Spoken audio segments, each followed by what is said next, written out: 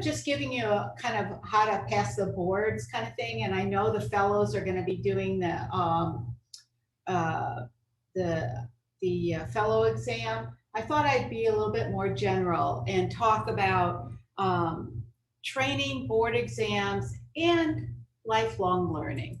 And so my objectives today are that let's see, that didn't flip, did it? Okay, so I have to flip it there.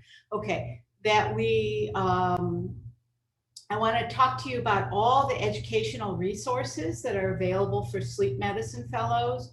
I want to talk to you about recognizing what's in board exams, a little boardsmanship. Talk to the fellows about how they might focus their studies, and then just kind of open things up and talk about lifelong learning. I think one of the scariest things for me, there's been a lot of trainees in my life, and one of the scariest things for me is to see somebody from 10 or 20 years ago and they say, I am still doing this. And it's like, because you told me to do that or something. And it's like, no, I've moved on. I've evolved. So anyway, importance of lifelong learning. Let's see, I gotta go here. All right. And this was a big issue, my relevant financial disclosures, which I have none of relevant to this talk. So for all the fellows, can I see them? Let's see, are they there? Okay, I see one. Is that it? Two, there's Moshe. Anybody else? Okay, so Omar, have you joined the AASM? I'm sorry? Have you joined the AASM? Yes. Yes. And so if you haven't, that's like a very important thing to do. And you get a really hot deal. It's $50. That's it. And then I don't know. So I want all the fellows, and there's Anupam. Did I say it right? Yes.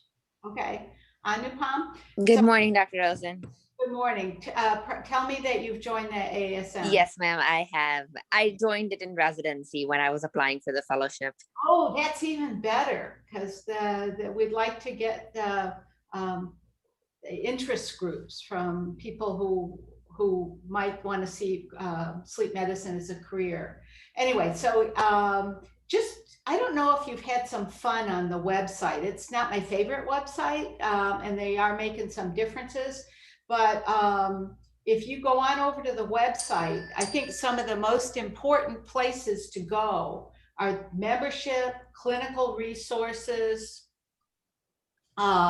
professional development, your account, that's where all your learning, your on-demand purchases are, and my journals. So I hope you're familiar with what a great, rich resource that AASM can be for you. Yeah.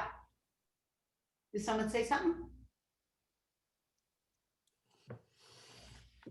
Okay. So the next thing I wanted to talk about was all the different targeted resources they have for sleep medicine trainees. There's a lot of information about, what your sleep medicine career might look like. For people like Anupam, there were sleep interest groups that might start in medical school or as residents. How you can get involved in committees. It's all under the area of choose sleep.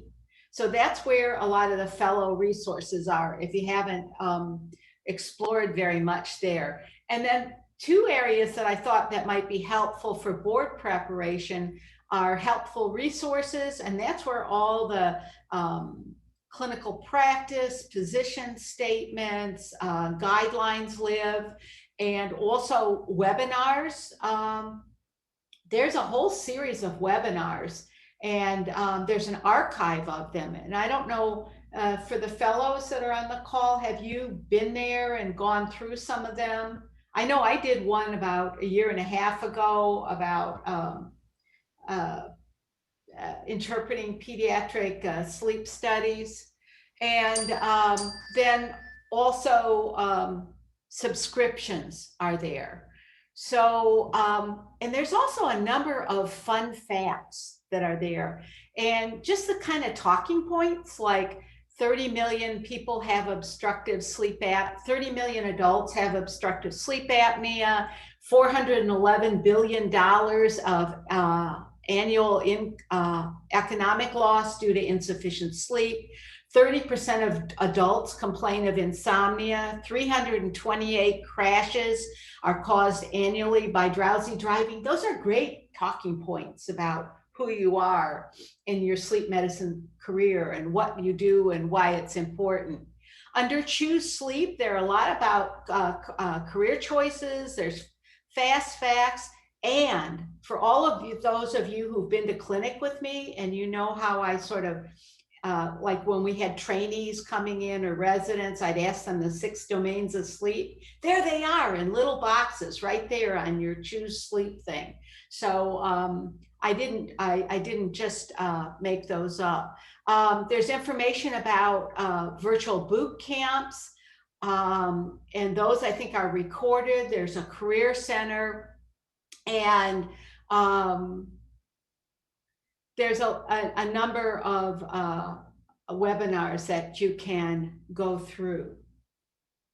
So for those of you who remember what I was like to be in clinic, we always talked about all the things, all the domains of sleep. It's like a box of chocolates. You never know what's going to walk in there. But there, that was listed at the Choose Wisely website.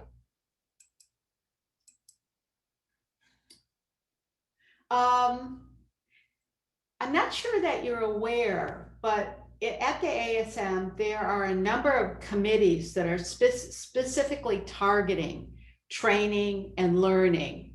Dr. Stroll sits on the Sleep Medicine Fellowship Directors Council, and their mandate is to recommend and develop resources for fellowship programs and directors. There's something called the Lifelong Learning Development Committee, and that committee is responsible for developing educational resources for lifelong learning, and also responsible for your sleep medicine in training exam and all the maintenance of certification products.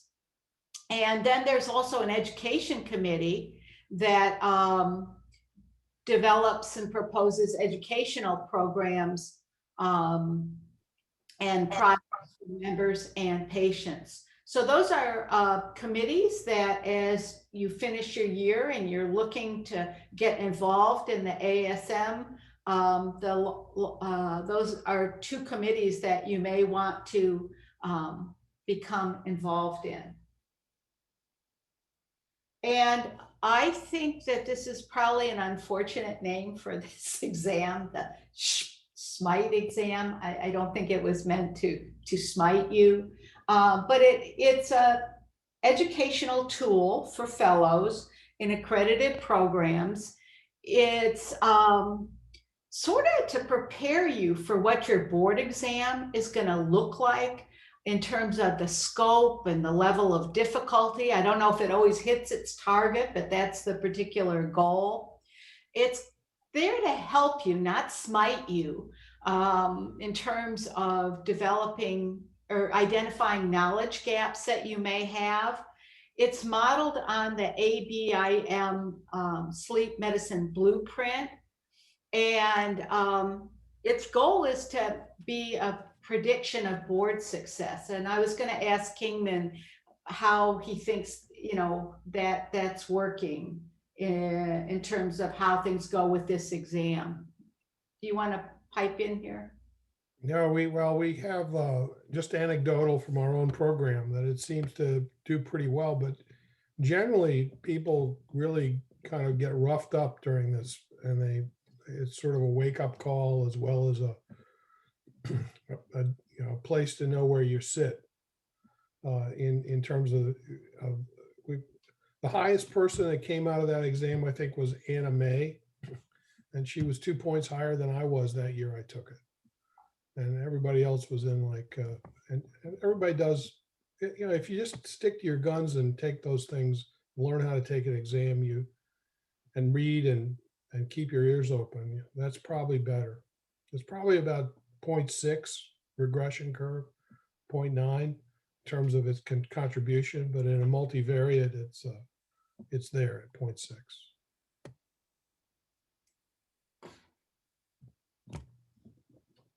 So this is the ABIM blueprint. This is the brief version. And on another slide, and Kingman has a PDF of my slides, and that can be distributed to you all. There's a lot more detail, but there's a lot about there's a fair amount about what is normal sleep and its variants in terms of architecture. Circadian rhythm disturbances are there. Insomnia, remember we just talked about that fast fact that 30% of people, experience insomnia. So there's a fair amount about insomnia diagnosis and management. Central disorders of hypersomnia, parasomnia, you can see there's the domains of sleep are all there, but there's a certain percentage of questions about instrumentation and testing. And that's where I think, spending time on the board, on the sleep, on the lab manual can really help with answering those kinds of questions. There used to be an area called unique to childhood on the board exam, and that's gone. So pediatrics is embedded in all of those domains. And there's on the board exam, I know people walk out and they say, gosh, a quarter of the patients, were pediatric. So that's kind of, at least certainly at our program, you get that wonderful pediatric exposure. But I think it's really hard for other programs where you just sort of do 2 weeks of peds or 2 months as a block and it's not interspersed. But be prepared in your board exam to have at least a quarter of the patients pediatric ages. And I would encourage you to download the ABIM blueprint, and I have the link on the slides for you as you're sort of planning your preparation for the board exam. And so here is a slide with all the links, and also there's a tutorial. And certainly before you take the board exam, you probably want to look at that tutorial. And there's also a little bit about the maintenance of certification. So I have to say, I took the first board when it came out. I took it when it was a rogue board. And then I've done one maintenance of certification. And I have to say, it felt like a day in the office to me. What are other people thinking about just reflecting back on that question? Kingman, Sally, Dennis, who's taken it? Does it feel like a day in the office?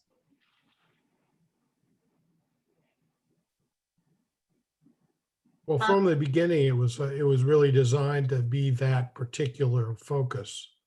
Even in the 1980s, when it was a 2-part and you had it, Yeah, with all you had paper records. It was supposed to be. Now, it might not be a day in the office in which you look back and it was a really simple day. It would be that the hits just keep coming right on down, right?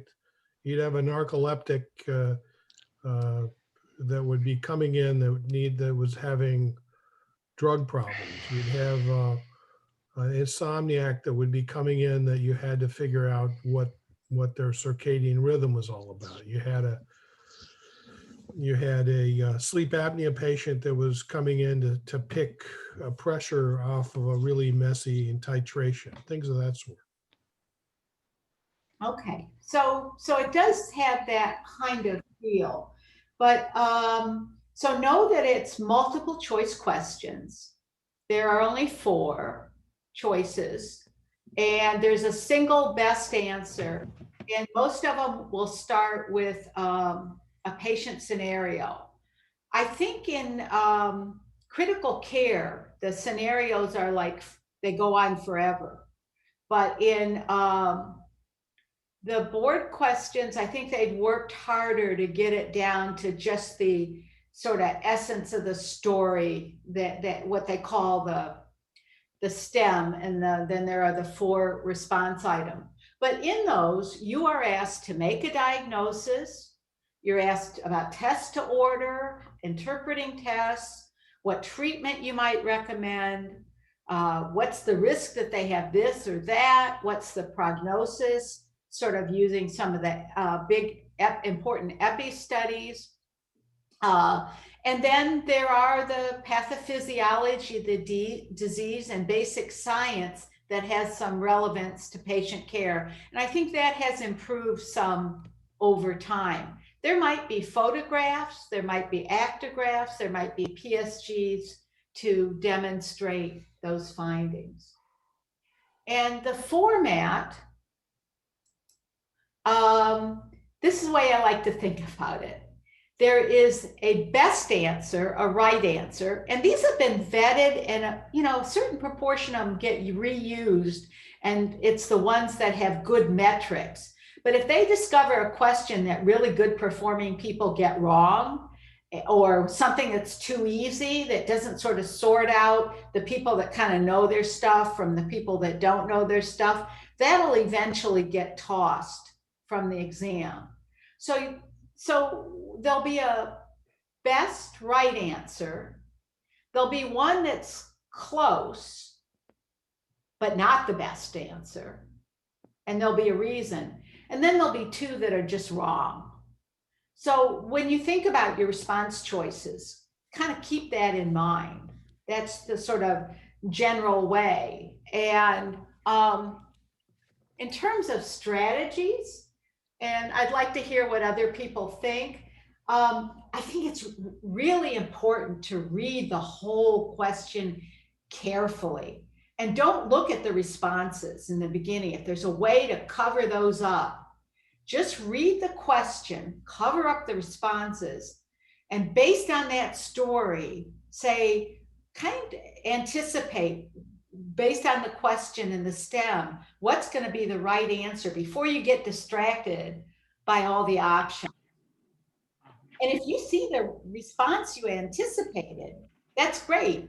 Circle it, and then look at the other ones to see, is there one that maybe is a little better than the one that you picked?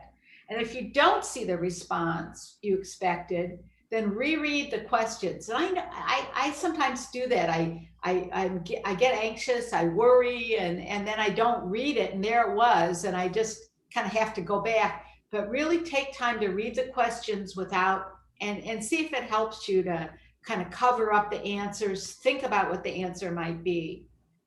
And then, so if you don't see, reread, eliminate the things you know are wrong, and then kind of focus with the 2, because there's usually one that's a better answer and one that's sort of right, but not so good, has some redeeming qualities, but not so good. And if you can't find it in a minute or 2, skip and come back later. So that's some strategy. Those of you who've taken the exam, what do you think about that advice? Perfect. Okay.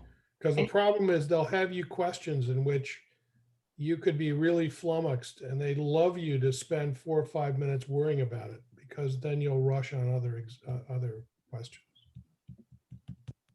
Well, now you've heard it here. Don't do that. Do something else. No, because what they'll do is they'll throw you something that like, frog skin and circadian rhythm. They'll give you questions in which only 1% of the whole population of sleep fellows might get, but it'll be in such a way that, you rack your brains to say, did I ever hear about that? And just don't worry about it. Yeah, don't Go to worry. the next question. Certainly, I think the SMITE exam doesn't have you've got volunteer. No, yeah, right. Right. The SMITE exam doesn't have the same metric. SMITE does not have the quality and the rigor and the review that the real exam calls for. So I would just kind of make that comment. I think they've improved some over the years, but the SMITE exam is not as, well written as the ABIM exam. And the ABIN will, if they put out an exam and there's one question that's really terrible, they'll actually throw it out and rescore the exam. Yeah, they will. So, and the SMITE exam is just not as professionally done. Okay, so I did a little digging, and I had to go to, what was the guy that wrote that board review book? Martin. Who's the pulmonologist that did sleep, Kingman? Martin. I think he's retired. Or here, you mean? Yeah. Richard Martin? No. No, that was in pediatrics. Larry Martin. Larry Martin was at Mount Sinai, and then he was out at Richmond. Okay, so that I was looking up what were their pass rates on the exam, and I have a question. His website posted about the exam. So in the initial, so there was a rogue board, and then when sleep became recognized by the American Board of Medical Specialties, and the ABIM took it on as their added certification. The first exam was in 2007, and the pass rates were, in the 60s and 70s. But those were people who were not fellowship trained, and they had just sort of practiced sleep. And there was a 5-year grace period where people who were not fellowship trained. So the first exam where you had to do an ACGME fellowship, as you all are doing, the pass rates are really pretty good. So if you're sort of angsting about your future and high stakes exams, I want you to be reassured that because you've done your fellowship, you have a really great chance of doing well on the high stakes exam. So I thought that was interesting information. And I had to find Larry Martin's slide to find the 2013 data.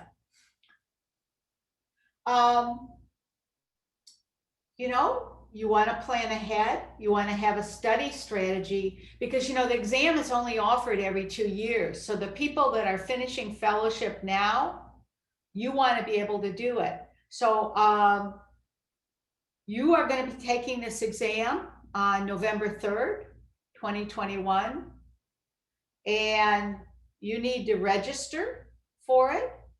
So I hope all the fellows on this call are going to raise their hand and said, yes, I'm registered to take it. Don't wait till the last day, although there are late registration dates that you can register, but they charge you more money. But you want to be planning ahead. And if you're getting a job, make sure you've booked off some time to take the exam and that you've booked off time to maybe have some prep time before the exam. So put that in your contracts as you negotiate. Is everybody signed up? Yes. No. No. Okay. Something to put on your task calendar. Okay. So what are some of the basic items that you want to cover? So these are what I call high yield. Practice parameters and clinical guidelines. Where can you find all those things? on the AASM website under clinical resources, and they'll also show up in your special fellow area called Choosing Wisely. Scoring manual. I hope you've read it a couple times by now. ICSD3, you want to, actually, I used to tell the fellows they should be looking at the ICSD3. After a clinic, they should be reading the ICSD3 about all the diagnoses they saw, then go to clinic again and reread. And, you know, it should be kind of an iterative process.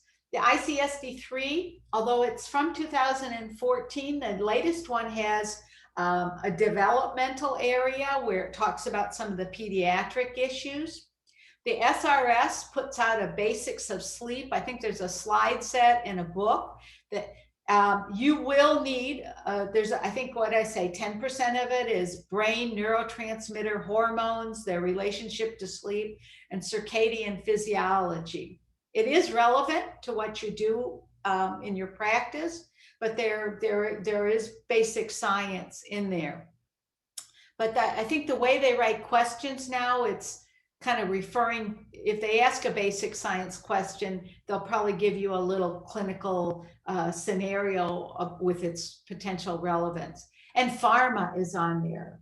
You need to know the medications that are all about the medications that are used for sleep disorders and other medications that might affect sleep.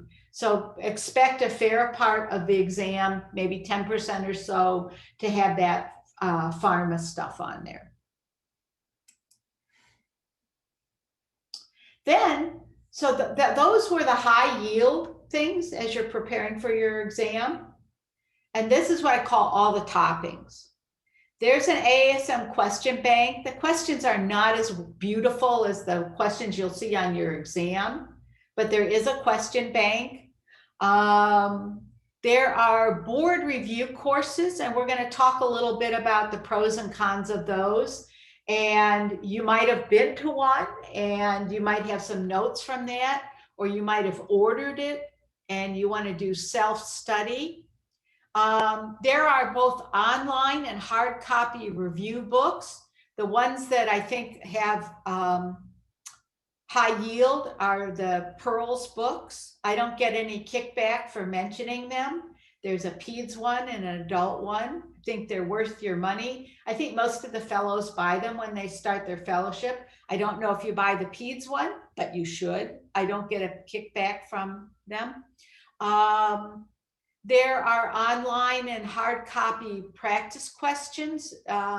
And then there's the mythical Lee Chong materials. When he used to do board review lectures, he had the most amazing mnemonics to remember hormones and diseases and symptoms.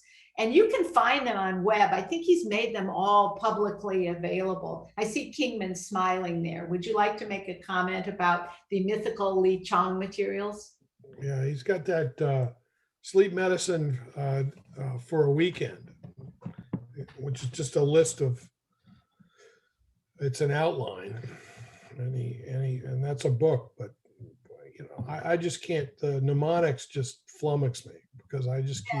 They're a little intense, but you might peek at some of them because they're just kind of fun. But he would give these lectures and he would go through like 1,000 slides in an hour, and he'd just roll all these mnemonics. It was a very different way of board prep, and I think it might work for some people.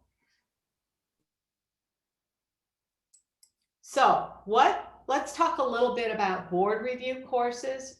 And full disclosure, I often teach at board review courses.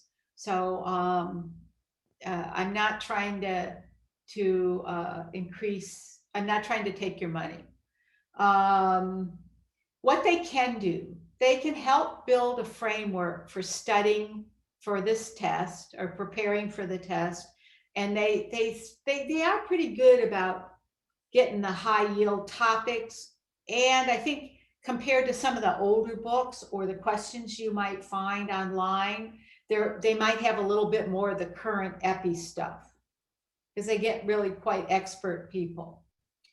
What they can't do, you all come from very different backgrounds. And you know, they won't make you a neurologist, a pulmonologist, a pediatrician, or a specialist, ENT doctor if you aren't really there. They can't teach you everything, and they won't know what's going to be on the exam. I think most people that go to the courses are pretty, and then take the exam, are pretty satisfied that they've done something like that.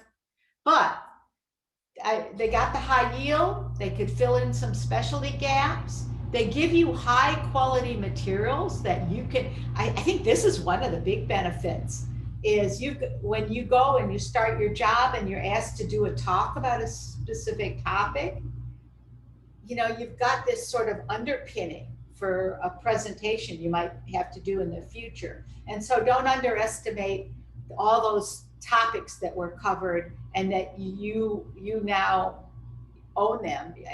I mean, you might have to give credit for where you found the material, but I think it gives you some instant preparation for talks you might be asked to give. You also, at least pre-COVID, you used to do some networking, and you'd hang out with people, and you'd meet people. And now with COVID, it's not the same. I think one of the courses I'm going to be teaching for is already going to be, you know, it's going to be streaming. There'll be a live presentation, but it won't be in person. And then there'll be downloadable materials that you can work on if you don't. I mean, it is really hard in these COVID times to sit through multiple all-day lectures. I have a great deal of difficulty doing that. It costs money. It used to be time away from your practice and family. Some people brought their families, and now I think it's going to be virtual. So it's some of the things that used to be really fun about it, the networking piece, probably isn't going to happen this year. But those are some of my thoughts. Here are some of my suggestions about, so I used to give, I probably spend too much, well, this is sort of what I did at the board review course. I gave people strategies, because most of the people in the course were not pediatricians, and they came for their pediatric fix. And they may have not had the strength that our program has in terms of exposure. And I always thought that this was a great book, because it's, if you look at that book, Sally, I think you'd agree, it's like a day in the office for us, all the cases that are in there. It looks just like pediatric clinic. So for people who don't have a wonderful pediatric clinic, this could be second best. And I've already told you about the developmental section in the ICD-3. And I've also warned you that if you think there are too many pediatric questions, there's no more unique to pediatrics in the blueprint. And just remember, these are general questions with a child as a patient. So here are my pediatric board hot tips. So just especially for pediatrics. And I think people have seen these, and now they're trying to change the questions so that you can't necessarily follow. I heard somebody say, oh, always choose reassurance if it's a peds question. So then they change the question so the answer is not reassurance. I've heard people making a joke about that, but anyway. So just recognize a lot of pharmacotherapy is off-label for kids in sleep. And so they're not going to ask you to do off-label stuff. But know that if you go read the circadian practice guidelines, the latest ones, the update, melatonin is actually in there. And light therapy is in there for kids, but not adults in terms of a recommendation. It's interesting. And then if there's a sleep-wake schedule in the STEM, always calculate how much sleep the child is getting and know if it's age appropriate. And always look for if somebody has enough sleep and they still are sleepy, then it's going to be a hypersomnia diagnosis. And if the hours of sleep are insufficient, then you're going to want to do something about that. And because the ASM says everybody should get a PSG, although there is a new study that says, you know, the chat study talks about watchful waiting as an option. So PSG might not always be the right answer now. Watchful waiting may have some role. So I probably have to change that on my slides. And if a child has big tonsils and is not a hemophiliac or sickle cell disease, CPAP is almost always the wrong answer. So those are my little hot tips about peds. A few more hot tips. Behavioral problems, look for behavioral change. RLS, always check that ferritin and start with some iron. If it's an uncomplicated parasomnia, the education, safety sorts of answers are good. Daytime napping, despite sufficient sleep, then MSLT is probably the right answer. If it's a shifted schedule and social jet lag, you might have to get rid of electronics and think about light and melatonin. It could be schedule change may work. Head banging, there's always a head banging question. Make sure you can recognize that. And enuresis, always look for OSA. So it is 8:43, and I am speaking to you from my wall of productivity where I do lifelong learning. Oh, I forgot to turn on my ring light. I don't know, do I look better with my ring light on? Fantastic as always. Well, did you guys know that there's a my son told me about this. There's a setting in Zoom where you can get rid of your wrinkles, and I have mine on max. So for all the people in the audience, go and find that setting in Zoom. I'm sure that Eric can help you find it, and I think it helps. You know? Who's the how many people thought that was the best part of the talk? That you have a setting on your Zoom so it gets rid of your wrinkles. See, I think, come on, Carol, you look great. I have the setting on max. Anyway, so this is my wall of productivity. And I thank my lucky stars that Eric was our fellow every day, because he helped me pick out this marvelous laptop. And then we picked out a screen. But I realized I really needed more screens, and then I needed them at eye level. And this is a motorized desk. And I got it so I'd be standing up and burning more calories. But you know, it's really hard to stand up for a long time. So anyway, it's motorized and it goes up and down.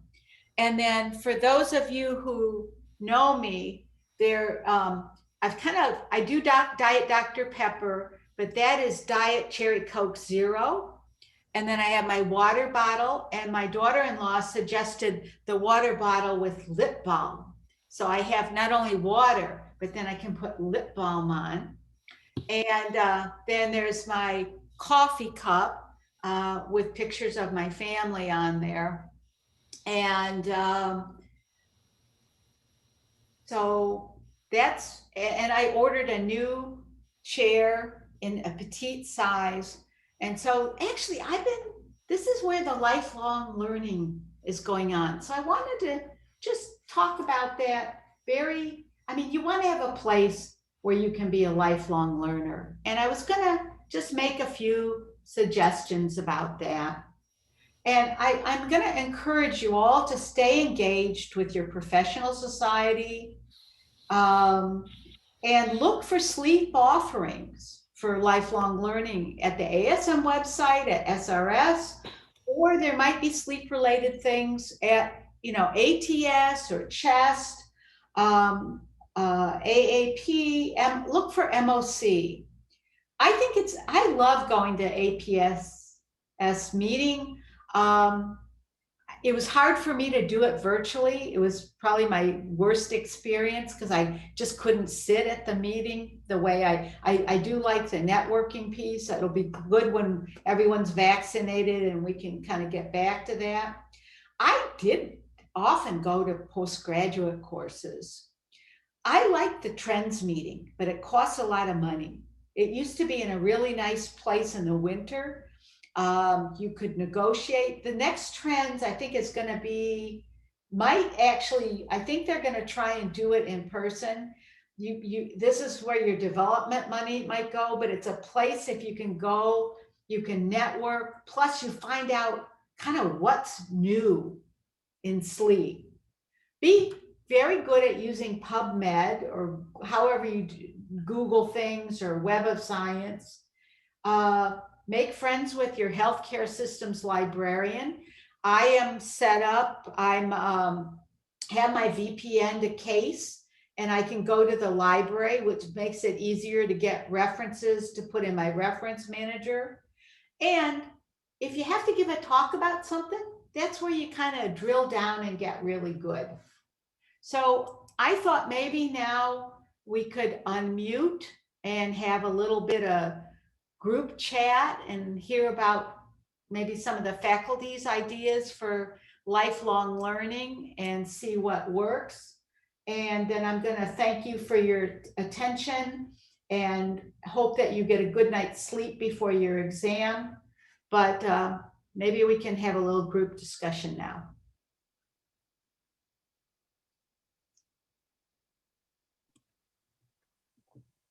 There you go. Somebody else can start off other than me. Nice talk and great to see you again. Great to see everyone. And I love your setup, your lifelong learning setup. So just on, I guess, a piggyback, one thing that I was introduced to that was very helpful was the PEDS listserv. There's a lot of really good chats. Oh, the listserv, yes. Mm-hmm. Add that to my presentation. I guess I just take it for granted. Thank you for bringing that up. Sure. And there's non-pediatrics on there all the time, but such great, they pose some nice questions, and it's nice chats and observations. And really smart people answering. Mm-hmm.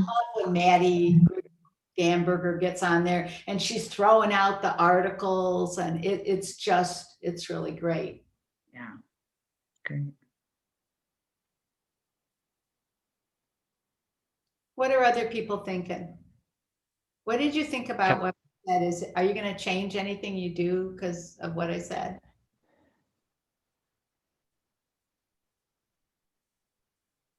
Did anything surprise you, or you knew all that? This is the first time. I think the idea of having an organized approach to it is important.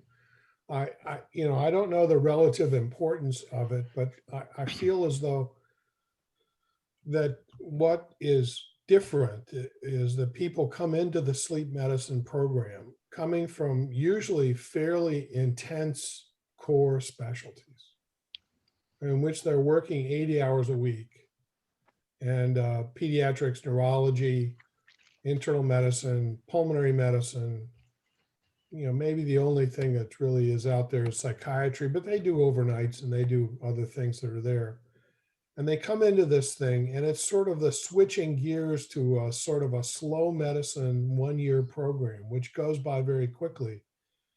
And I think you have to have a kind of a plan of attack to not blow off 1 year, because I think you need to read regularly. I think you need to look at your ICD-3, sleep disorders 3. And I was told when I was in pulmonary and I was in a research fellowship, is this is the only time you'll be able to read a textbook cover to cover and get a big textbook. And I've heard a lot of people say, well, it's expensive. Okay.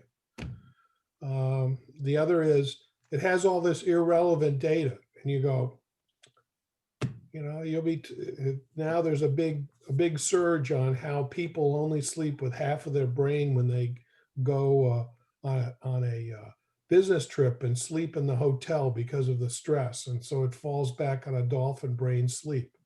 I don't know if that's true, but there's a guy at University of California, Berkeley, that's pushing that as being a big thing. That you have this sort of ancient and the evolutionary aspects of sleep and the idea of the neurochemistry. And that's the other thing, is that this is really a brain specialty. And I think it got popularized because of the sleep apnea part of it, which, and I think going back to the brain is what's going to happen in the next 5 years or so. It's going to be drugs. There's going to be non-drug treatments. There's going to be, and those sorts of things are really important. So I think the idea that you can read all that front part of a textbook, all the, sleep in the killer whale and things of that sort, people who have done research in that is very important. Maybe we need to do reading. One of the, Zach suggested to me an idea to do journal club of the classic articles. So I've been starting to collect that. And I asked a whole bunch of people what the classic articles would be. And it turned out to be a committee of self-serving. No, it didn't. But everybody had their own favorite articles, and many of them had it because of either their mentors or their people, because it's a relatively young field, and so people go back a generation, and they identify articles about the first demonstration that the waterfall effect in the upper airway. The first demonstration that the suprachiasmatic nucleus was the place to do it. Maybe even the first description of REM sleep, to believe that people didn't really think it existed until somebody proved it. I mean, I think that that's a body of literature we probably should embed in there because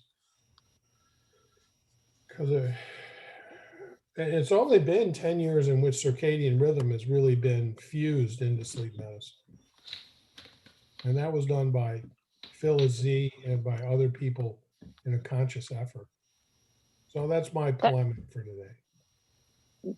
Dr. Stroll, can I ask about, you had put something in the comments about how the AASM resources are good for our advanced practice, Yes. our nurse practitioners as well. So silly question from me, but feel like I can ask this group is, do the nurse practitioners do the same board certification? Do they get board certified, or is it only for MDs? No, this is so there's no MDs, certifications it's not even for PhDs anymore. It used to be you could be a PhD and take this exam, but you can't do that anymore. And that's a one-year sleep medicine. So what's available for advanced practitioners right now would be a behavioral sleep medicine, in which there are reduced requirements because of your background in the medical sciences.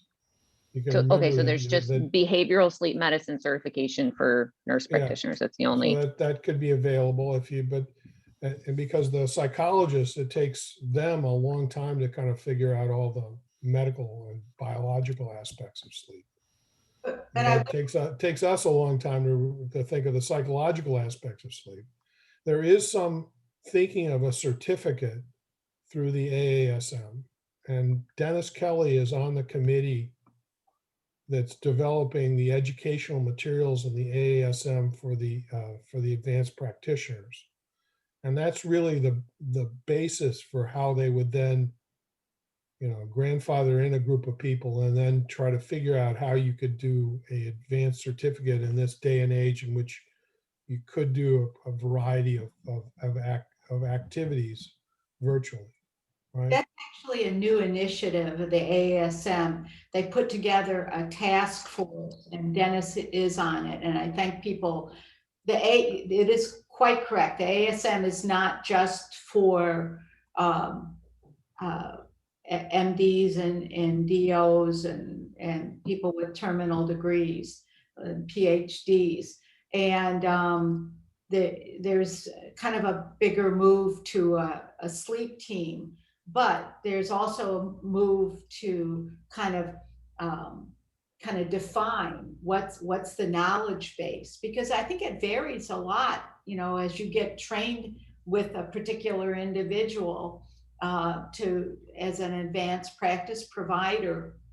You your training may look more like that individual, whereas somebody else who had a neurology trainer or a pediatric trainer, their knowledge base might be different. But there is a task force that's working on, you know, developing a core for aimed at a certification. And prior to that, there are tracks at the meeting and materials. There are materials for advanced practice practitioners that could be downloaded. I remember purchasing them. And then when I tried to share them with the people at UH, it was like only a single copy. And if you wanted to take the exam questions that went with those, they only could be taken by the person that bought them. And they were a little pricey. Anyway, so there's just a lot of things to work out, but there have been materials for advanced practice people. You kind of have to own your own first, you know, your own set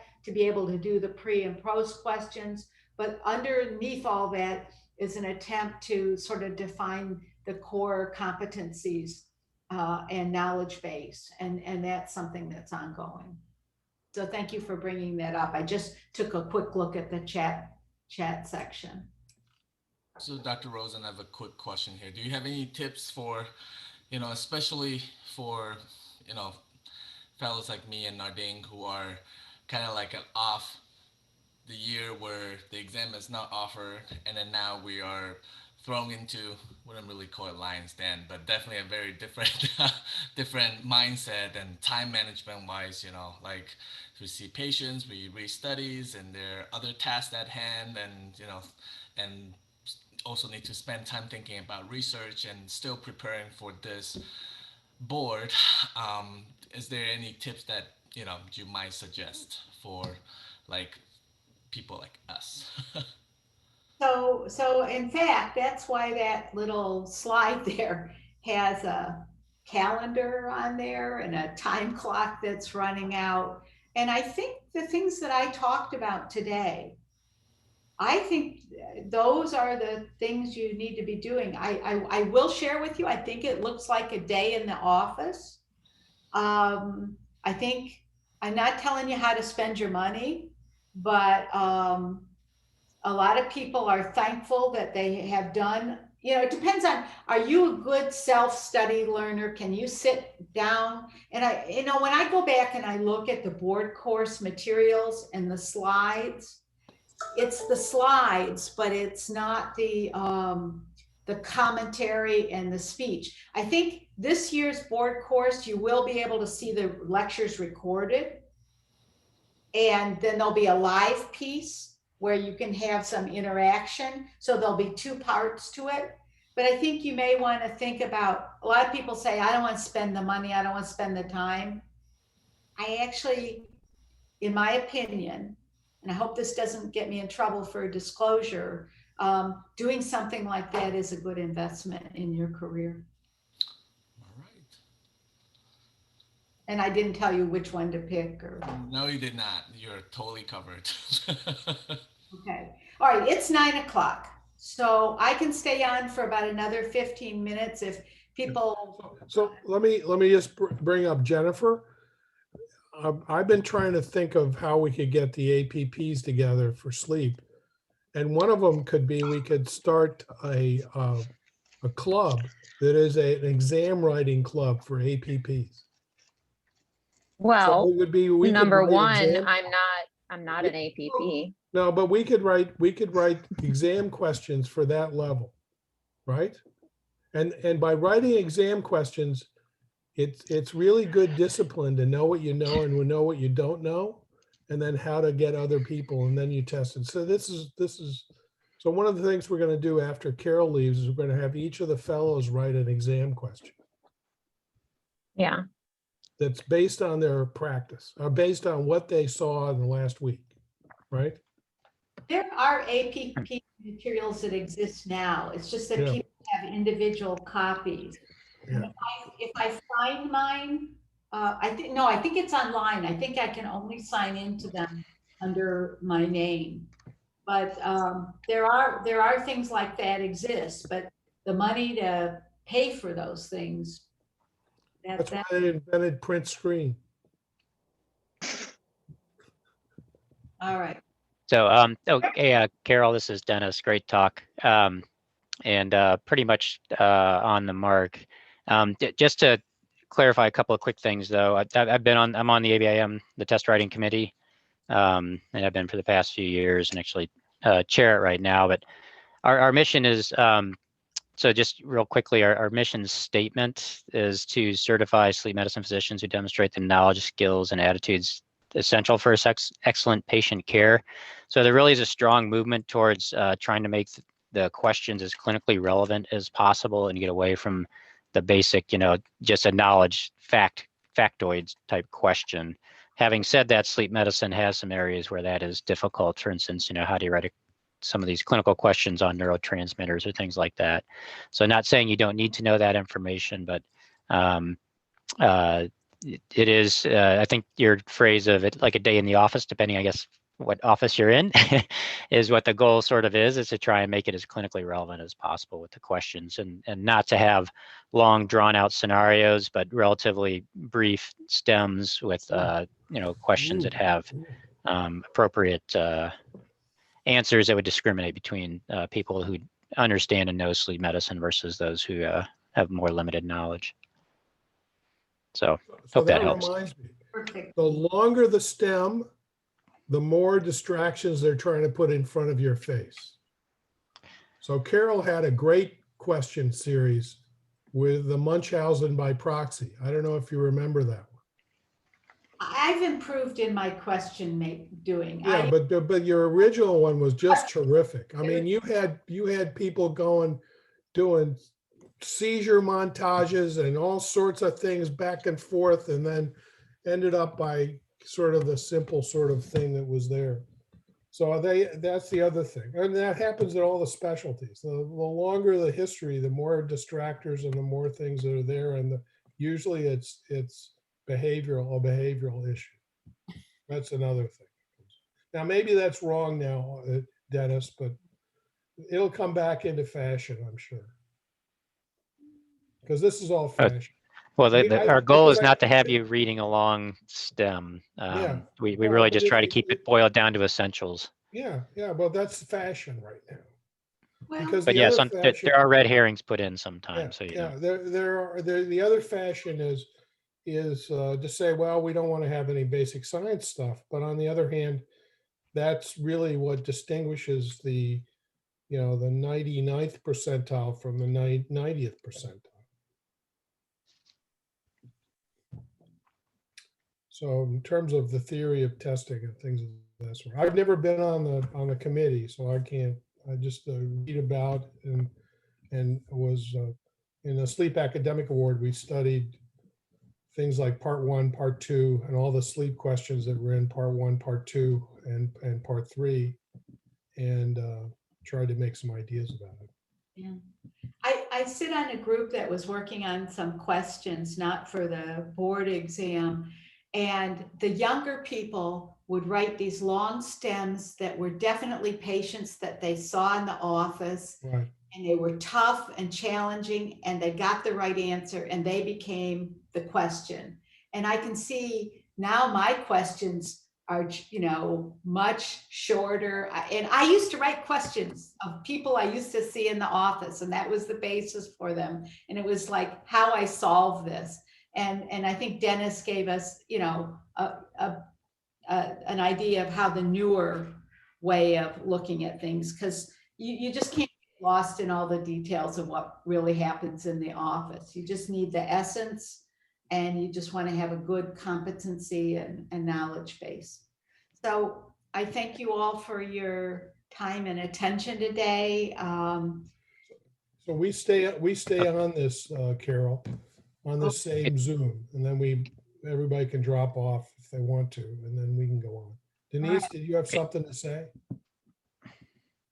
Oh, well, my little hint for continuing lifelong learning is simply you can download chapters of books of like your clinical key, and you can, so you have, instead of like bringing principles and practice to sleep medicine to bed with you, I like to read in bed, but I'll get a chapter, and so I guarantee that I'm going to read like 1 to 3 pages of a textbook every night by just bringing it to bed with me, and that's been really an effective way of keeping my knowledge up.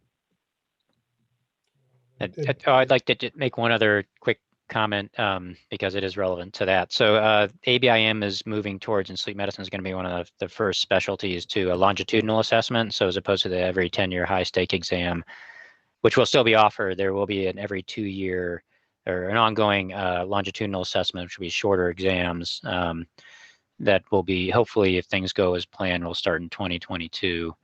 So having said that, we actually need a lot more questions that have to be generated. So there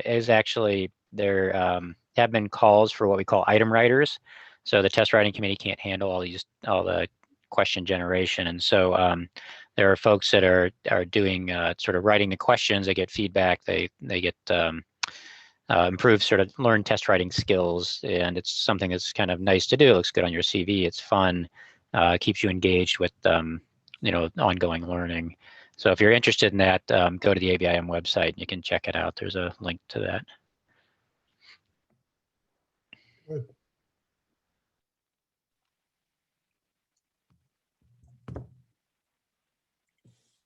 Okay.